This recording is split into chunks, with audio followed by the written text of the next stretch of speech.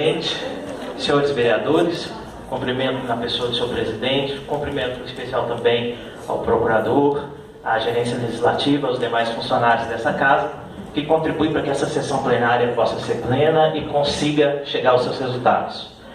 Nosso dia aqui hoje, cumprimentando os candidatos nessas eleições do Conselho Tutelar, é revelar aos verdadeiros fiscais do Poder Executivo, que são os vereadores dessa casa, a respeito de um acontecimento do dia 4 de outubro, que foi as eleições que se apresentaram com diversas irregularidades.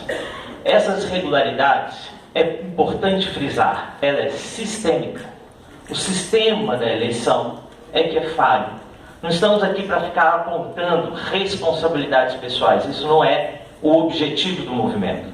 O objetivo do movimento é mostrar por que essas eleições precisam ser anuladas. E nós vamos começar com a condição de igualdade com os demais municípios que também realizaram eleições para o Conselho Tutelar. O município de Contagem, por exemplo, não fez as eleições com urnas eletrônicas. Nós temos conhecimento de uma resposta do tribunal de que essas urnas eletrônicas não podem ser cedidas por causa da votação, por causa do exame biométrico, essa fase de identificação biométrica do eleitor. Mas é fato que se nós tivéssemos uma urna eletrônica para a apuração dos votos, nós não teríamos uma situação com a impugnação, a invalidação dos votos de 6% do total dos eleitores da cidade que votaram na escola Ovidio Guerra. Se o voto fosse eletrônico, seria mais fácil de apurar uma violação. A violação da urna inviabilizou o resultado final para algumas candidaturas. 6% do eleitorado. Um outro detalhe, em Contagem, o eleitor poderia votar em qualquer local de votação. Isso é contra qualquer lógica das eleições, porque permitiria a votação em mais de um local. Nós não podemos fazer a afirmação de que aconteceu o voto em mais de uma sessão eleitoral, mas nós temos testemunhas que indicam que viram o eleitor votando em mais de uma sessão eleitoral. Nós não tivemos acesso às listas de votantes para poder confrontar e identificar eventuais eleitores que votaram em mais de uma sessão eleitoral. Agora, não cabe aqui a gente discutir a questão da má-fé do eleitor que compareceu em mais de uma urna. A questão aqui é o erro. O processo eleitoral tem permitido essa possibilidade. Vamos levantar a título de Betim, que é em Belo Horizonte, onde o eleitor só poderia votar numa determinada sessão eleitoral que estava vinculada à zona eleitoral do eleitor numa votação original. A outra questão é a apuração dos votos. Terminou a sessão de votação, a apuração tinha que ser imediata, diante de todos, para dar lisura. Nós unificamos o local de apuração dos votos para o Poliesportivo do Riacho, mas tinha que ser ato contínuo o processo de apuração, e isso não se deu.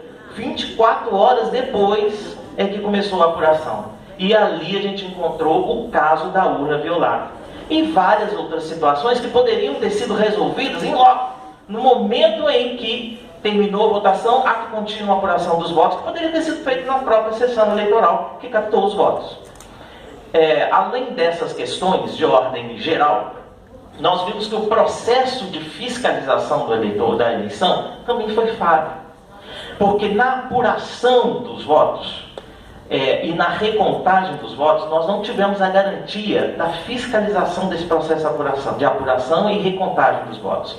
A recontagem dos votos foi feita na ausência, não tinha fiscais, foi um ato privado das pessoas que participaram da comissão eleitoral. Isolado pela guarda.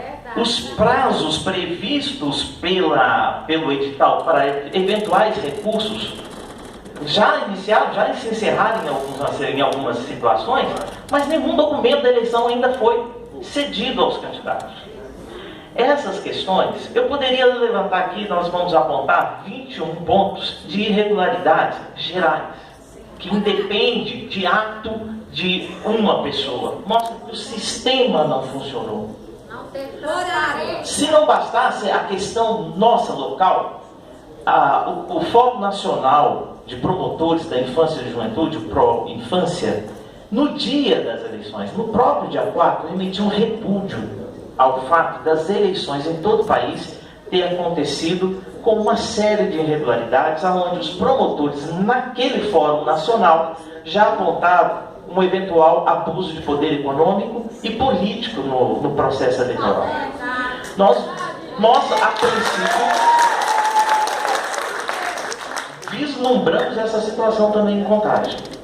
Sem precisar citar especificamente do que estamos falando, transporte de eleitor. Nós temos o caso de transporte em carros particulares e temos situações onde testemunhas afirmam que viram carros oficiais transportando o eleitor. Todas essas situações, gente, é motivo de apuração. Precisa ser apurado nos órgãos que têm competência de fiscalizar os atos do Executivo. Aqui cabe o seguinte: quem organiza as eleições, segundo o Estatuto da Criança e do Adolescente, é o Conselho de Direitos da Criança e do Adolescente. Quem deveria fiscalizar esse processo é o próprio Conselho. O Conselho não tem personalidade jurídica para ser demandado judicialmente, nem pode ser representado oficialmente no Ministério Público. Então, é o município, já que o Conselho é órgão do Poder Municipal.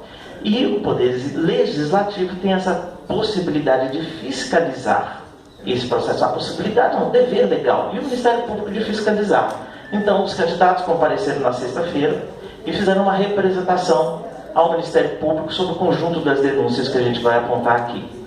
Foi encaminhado no gabinete dos vereadores, ao e-mail oficial dos vereadores, também uma cópia dessa representação, onde os detalhes do que a gente está colocando aqui nesse dia está exposto nesse documento.